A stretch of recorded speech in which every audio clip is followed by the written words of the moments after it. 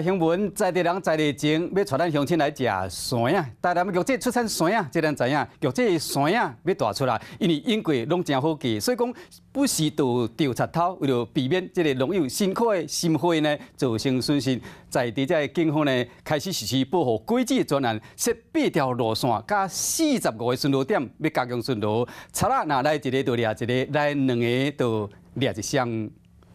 回归警方到监视器的状况，巡逻警察拢正斟酌甲农民问，这是玉井分局当地进行保护轨迹专案，要伫咧玉井山野山区的6、7月份，设8条路线、40个巡逻点，定期巡逻，互贼头唔敢乌白来。那我们假日也有动员内勤的支援警力来加强巡逻。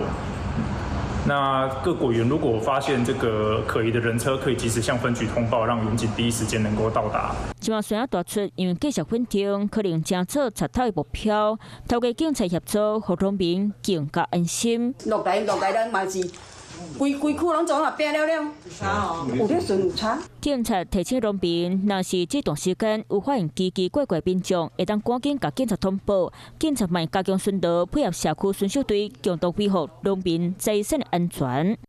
Hello， 我是林仙怡。想要抢先掌握最及时的新闻资讯吗？赶快订阅、按赞、开启小铃铛，锁定华视新闻 YouTube 频道。